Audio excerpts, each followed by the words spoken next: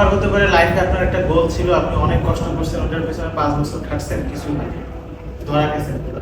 বা ধরেন যে জমি টমি সব বিক্রি করে দিয়ে একটা বিজনেসে নামছেন, পুরোটাই লস। মানে কিছু আছে বড় ধরনের স্ট্রেস, মানে এগুলো আপনার সহজে মাথা থেকে যাবে না এবং মানুষ পাগল হয়ে যেতে পারে।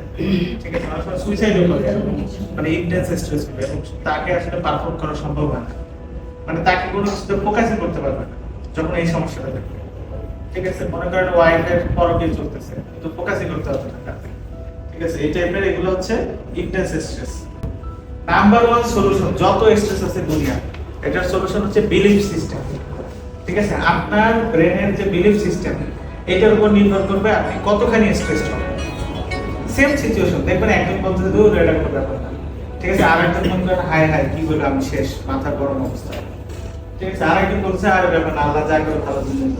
ঠিক আছে, আরে এটা হইছে এমনি ঠিক হয়ে যাবে, আর এটা কোনো সমস্যা নেই।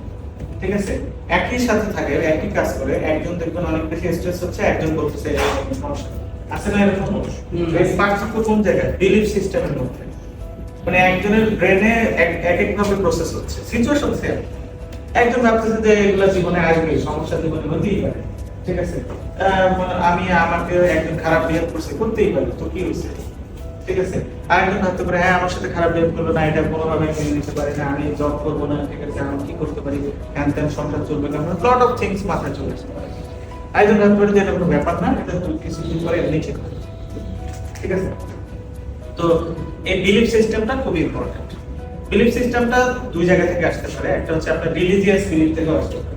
যারা রিলিজিয়াস পিপল, ঠিক আছে, যে কোনো ধর্মেই রিলিজিয়াস পিপল যারা, তারা হয়তো বিকজ অফ রিলিজিয়াস কিছু বিলিফের কারণে তাদের স্ট্রেসটা কম কাজ করে। এবং দেখা যাচ্ছে যে যাদের বিলিফ সিস্টেমে কিছু থাকে, রিলিজিয়াস বিলিফ বা অন্য যে কোনো ফিলোসফিক্যাল বিলিফ থাকে, তাদের স্ট্রেস অলওয়েজ কম থাকে, বিকজ তারা সবকিছুকে মেনে নিতে পারে এবং তারা জানে যে লাইফ এভাবেই চলে।